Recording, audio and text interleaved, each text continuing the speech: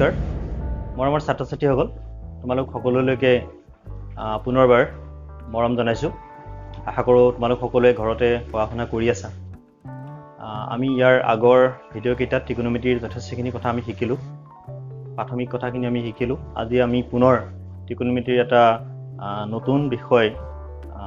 পূৰক কোণৰ ত্ৰিকোণমিতিক অনুপাত এই বিষয়ে আমি আলোচনা কৰিবলৈ লৈছোঁ বিষয়টো হ'ল পূৰক কোণৰ ত্ৰিকোণমিতিক অনুপাত ইয়াৰ আগত প্ৰথমতে আমি জানিব লাগিব যে পূৰক কোণ কি পূৰক কোণ কাক বোলে দুটা কোণক তোমালোকে জানা যেতিয়া দুটা কোণৰ যোগফল 90 ডিগ্ৰী হয় তেতিয়াহ'লে এটা কোণ আনটো কোণৰ পূৰক কোণ বুলি কোৱা হয় এতিয়া পূৰক কোণ হ'বৰ কাৰণে আমাক এযোৰ কোণ লাগে যেনে ধৰি লোৱা 30 ডিগ্ৰী আৰু 60 ডিগ্ৰী আমি যদি যোগ কৰোঁ তেনেহ'লে 90 ডিগ্ৰী হ'ব গতিকে 30 ডিগ্ৰী আৰু 60 ডিগ্ৰী এই জোৰটোক আমি পূৰক কোণ বুলি ক'ম গতিকে আজি আমি সেই পূৰক কোণবিলাকৰ ত্ৰিকোণমিতিক অনুপাতৰ বিষয়ে কিছু কথা আলোচনা কৰিম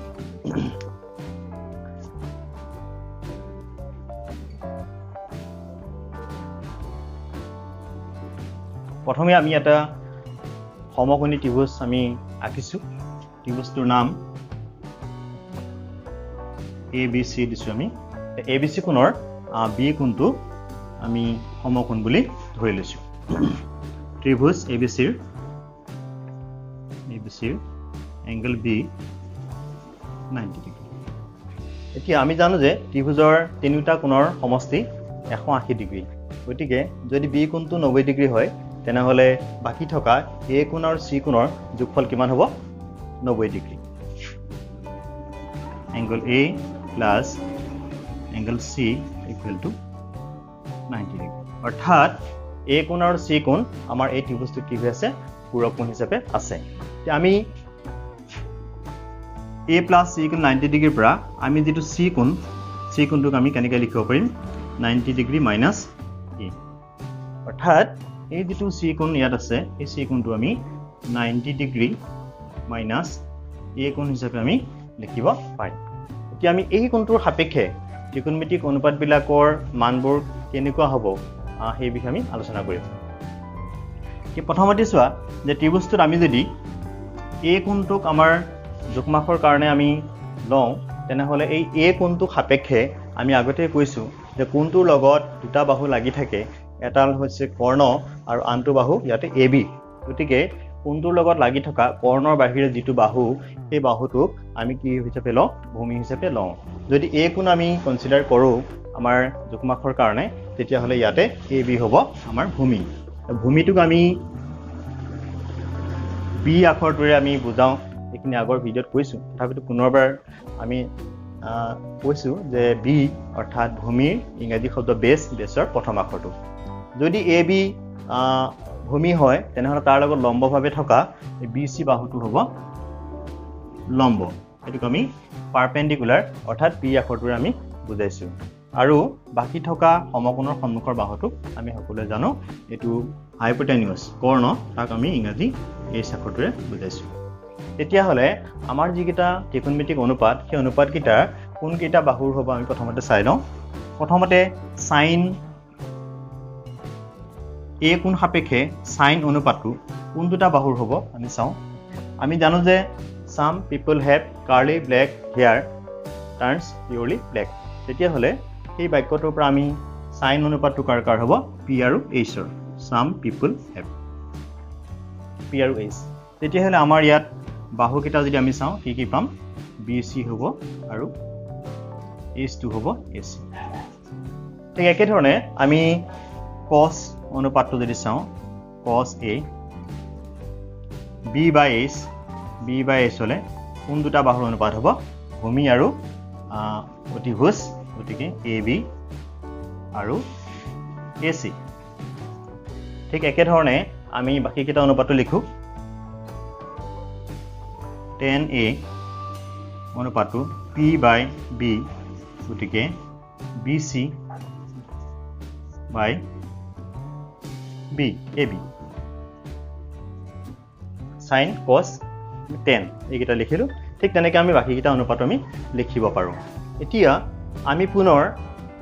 A কোণৰ যেটো পূৰক কোণ অৰ্থাৎ 90 - A 90 মাইনাছ a কোণটোৰ সাপেক্ষে ত্ৰিকোণমিতিক অনুপাতবিলাক কেনেকুৱা হ'ব আমি হেতু চাওঁ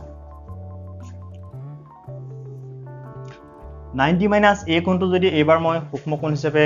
যুগ্মাক্ষৰ কাৰণে লওঁ তেনে হলে 90 মাইনাছ a কোণটো সাপেক্ষে ইয়াৰ লগত লাগি থকা যেটো BC বাহু এই BC বাহুটোক এবাৰ আমি ভূমি হিচাপে ল'ব লাগিব গতিকে a টো কোণ সাপেক্ষে ভূমি হ'ব BC আৰু ইয়াৰ লগত লম্বভাৱে থকা এই AB বাহুটো আমাৰ কি হ'ব পাৰপেন্ডিকুলাৰ P মই কেপিটেল আখৰৰে লিখিছো এটা ভূমি B আৰু B পাৰপেন্ডিকুলাৰ আৰু আমাৰ যেটো H হেতু আমাৰ আগৰ নিচিনাই থাকিব এতিয়া 90 ডিগ্ৰী মাইনাছ a কোণটোৰ সাপেক্ষে আমি ত্ৰিকোণমিতিক অনুপাতবোৰ যদি লিখো তেনেহলে আমি কি পাম sin 90 ডিগ্ৰী মাইনাছ a এটা এই 90 ডিগ্ৰী মাইনাছ a কোণটোৰ সাপেক্ষে sin 90 মাইনাছ a হলে ইয়াৰ অনুপাতটো p/ac হ'ব p/ যদি h হয় তেনেহলে অনুপাতটো কি হ'ব p আমি ধৰিছিলো ab আৰু h একে আছে ac cos টো উলিয়াই চাওঁ cos 90 degree minus a equal to cosৰ অনুপাতটো কাৰ আছিল b/h গতিকে আমি পাম ভূমি b bc আৰু h ac এই ধৰণে আমি tan টো উলিয়াও tan 90 ডিগ্ৰী মাইনাছ a কোণৰ অনুপাতটো হ'ব tan অনুপাতটো আমি জানো p/b তেতিয়া হলে আমাৰ এই চিত্ৰটোত 90 ডিগ্ৰী মাইনাছ c সাপেক্ষে p পাৰপেন্ডিকুলাৰ লম্বডাল ab আৰু ভূমি হ'ব bc ঠিক একে ধৰণে আমি cot 90 মাইনাছ a যদি উলিয়াও তেনে হলে cot টো অনুপাতটো tan অনুপাতটোৰ বিপৰীত অনুপাত গতিকে tan যদি p/b হয় তেনে এটো হ'ব b/p অৰ্থাৎ ইয়াতে আমি মানকিটা আছে bc/ab আৰু বাকি কিটা অনুপাত আমি এতিয়া নুলিয়াও কিন্তু ইহঁতৰ মাজতে এতিয়া কেনেকুৱা ধৰণৰ সম্পৰ্ক এটা হৈছে আমি হেতু চাব বিচাৰিছো এতিয়া মন কৰা ইয়াতে sin 90 ডিগ্ৰী মাইনাছ a এই যেটো পূৰক কোণ তাৰ পূৰক কোণ a কোণটোৰ পূৰক কোণটো 90 minus a 90 minus a সাপেক্ষে আমি অনুপাতটো পালো ab/ac এতিয়া এইফালে যদি আমি চাওঁ তেনেহলে ab/ac অনুপাতটো কাৰ কোনটো অনুপাতৰ সৈতে সমান হৈ আছে ইয়াত আছে ab/ac এটো কোনটো অনুপাতৰ সৈতে সমান cos a অনুপাতৰ সৈতে সমান অৰ্থাৎ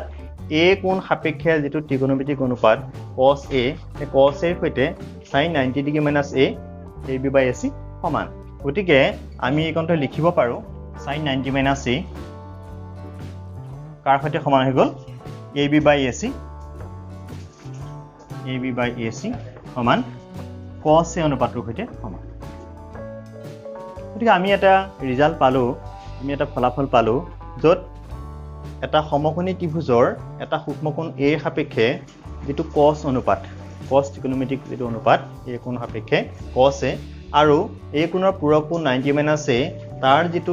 sin অনুপাতটো ত্ৰিকোণমিতিক অনুপাতটো সেই কোণটো আৰু এইটো কোণ আমাৰ মাপটো সমান অৰ্থাৎ sin 90 minus a equal two cos a ঠিক একে ধৰণে আমি ইয়াত দেখিছো যে cos 90 মাইনাছ a আমি কিমান পাইছিলো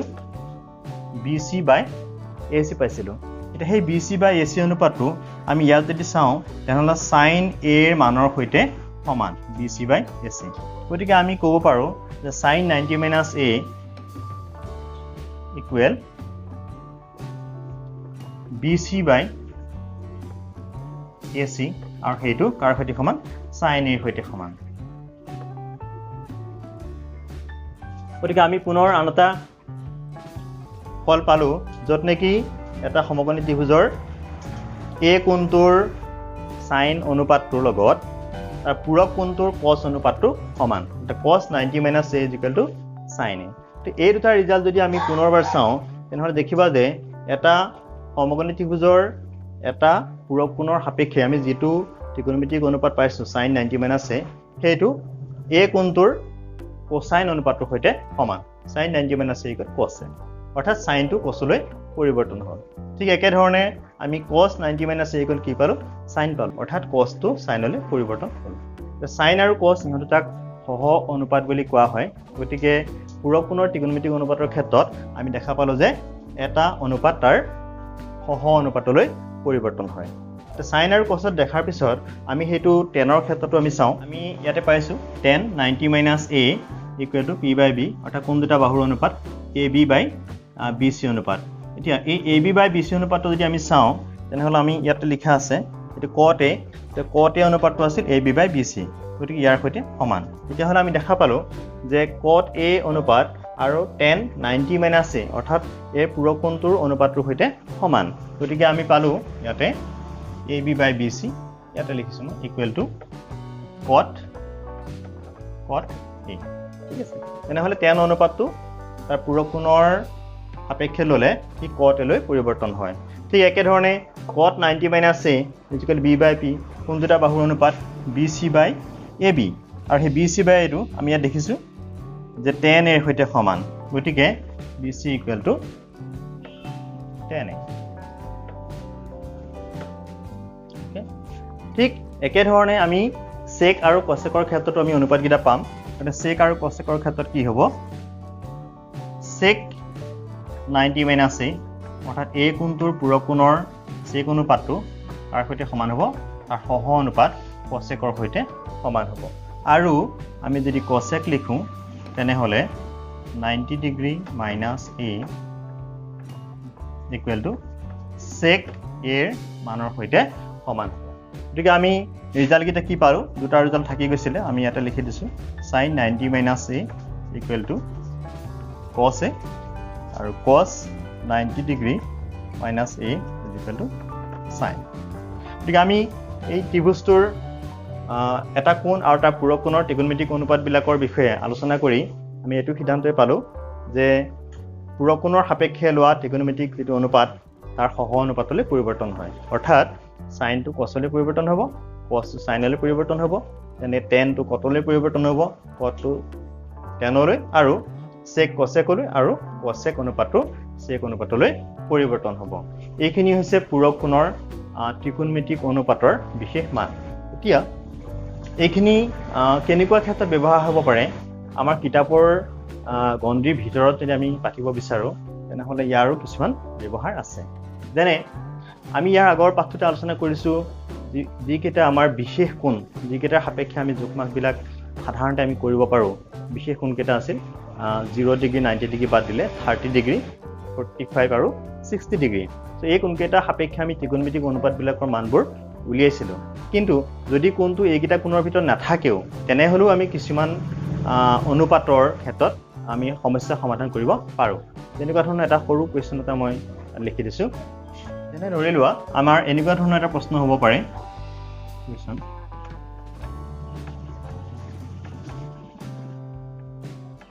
মান উলিওৱা sin 18° divided by cos 70°. এটা এই কোৱেশ্চনটোৰ ক্ষেত্ৰত যদি আমি চাওঁ তেনেহলে 18° আমি বিশেষ কোণৰ তালিকাখন আমাৰ নাছিল গতিকে আমি sin 18° মান নাজানো একে ধৰণে 72° টো আমাৰ তালিকাখনত নাই গতিকে আমি cos 72° মানো আমি নাজানো গতিকে ইয়াৰ মানটো আমি কেনেকৈ উলিয়াম sin 18 by cos 72 এতিয়া যদি আমি ভালদৰে চাওঁ দেখিবা যে 18° আৰু 72° দুইটা যোগ কৰিলে 90° অৰ্থাৎ 18° আৰু 72° ইহঁত দুটা এটা আনটোৰ পূৰক গতিকে আমি পূৰক কোণৰ ত্ৰিকোণমিতিক অনুপাতবিলাকৰ সহায় লৈ ইয়াৰ মানটো উলিয়াবলৈ চেষ্টা কৰিম এটা sin 18° যেহেতু দুইটা কোণৰ মাপটো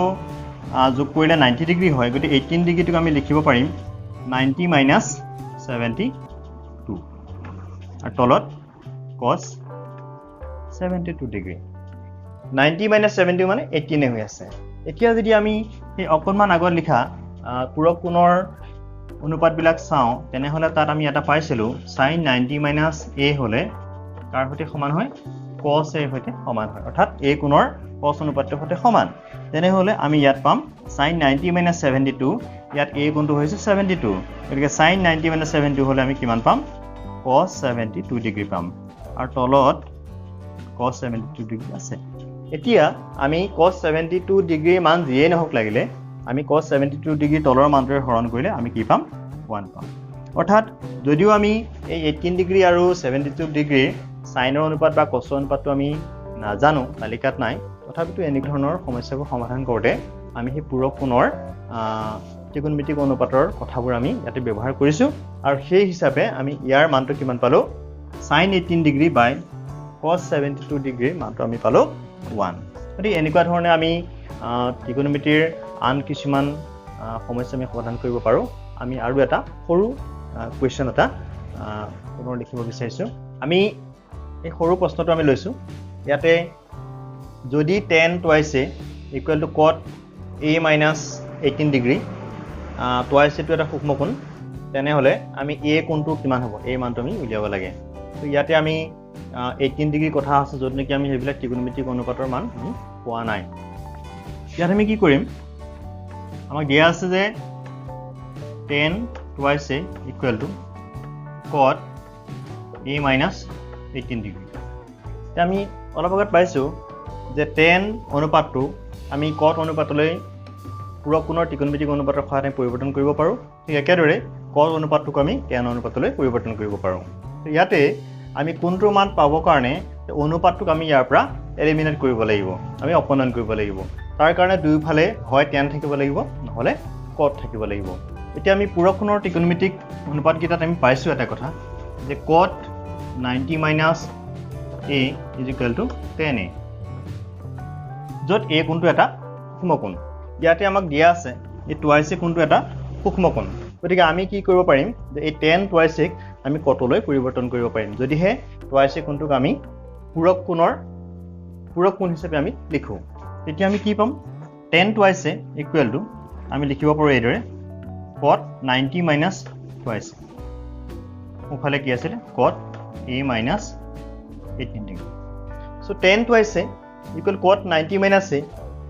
90 যদি a আছে ইয়াত a হ'ব 90 minus a তেনেহ'লে আমি কি পাম tan twice a equal cot 90 minus twice a বুলি আমি লিখিব পাৰোঁ গতিকে দুইফালৰ পৰা যদি আমি cotটো আঁতৰাওঁ অনুপাতটো আঁতৰাই দিলে আমি কোন কেইটা থাকিব 90 minus twice a equal to a minus 18 degree গতিকে এইটো এটা